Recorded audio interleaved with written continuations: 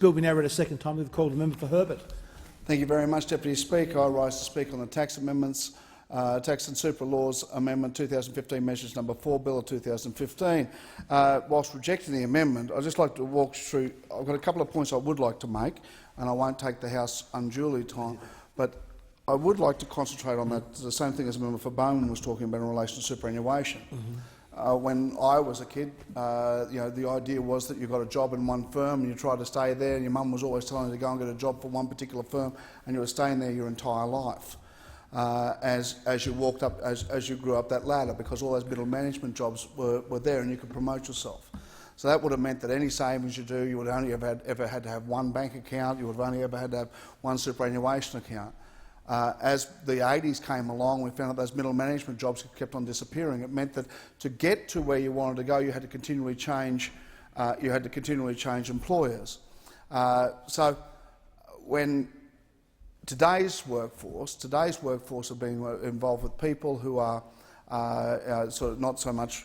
Sorry, I'll just continue. I'm sorry, I'll put these back in. I'm just wearing these in for a friend. When I was doing this in the 1980s and 1990s, I was well and truly a grown-up and able to take care of my own affairs, and still I ended up with superannuation accounts all over the place.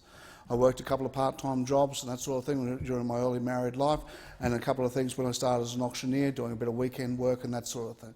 And I still end up with all these little superannuation accounts all over the place. And I was, in my 30s and reasonably intelligent when it came to these sorts of things. So when someone's coming through with a bunch of working from a 15-year-old and paying into superannuation and all these sorts of things that we have to do, we're able to end up with this hodgepodge of accounts, that sort of thing. And I think anything we can do to get into that space, the better off we'll be.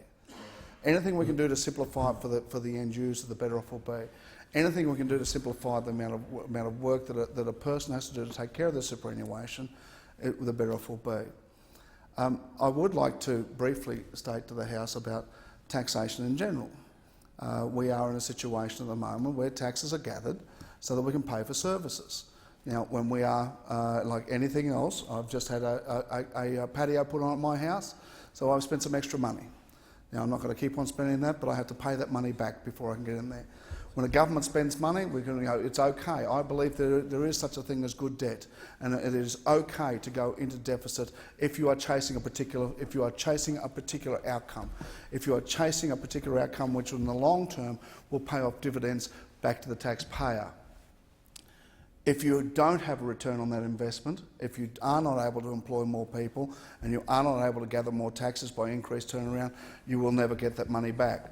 So what you then have to do is look at measures around which we can claw that money back to get into surplus. And if you can get into surplus, you can start paying that money back. And if you can pay that money back, then you can start doing stuff that can actually build the community. These are measures that we have to do rightly or wrongly, and no matter which way we come from. Can I just say, no matter how anyone comes into this place, I think everyone comes into this place with the interests of their own community first and the nation, the interests of the nation. What we must do is recognise that there are some severe challenges in front of us at the moment and severe headwinds when it comes to trying to balance these books. And you can't just keep on wishing for a System 30. You can't keep on just taking a System 8 out and hoping that you'll pay off all your debts, because it doesn't work that way. And what we have to do is start spending less than we get in. And as a nation, we're not prepared to do that. We have a taxation white paper out at the moment with the thing of lower, simpler, fairer is what we're talking about taxes. Lower, simpler, fairer. Lower taxes, simpler methodology, and fairer to everyone concerned. And I asked a couple of my friends at home whether they thought that was the right title for a taxation white paper, and we were standing around having a beer, and they said, it doesn't really matter because people want to pay no tax, they want more services, and they never want to pay it back. And they want someone else to pay. So that's where the electorate seems to be at the moment, until we as a parliament could turn it around and say that, well, we've got to get this thing back into order, because the end result, if we don't, is disorder and chaos. So what we must do is make sure that we get these measures through.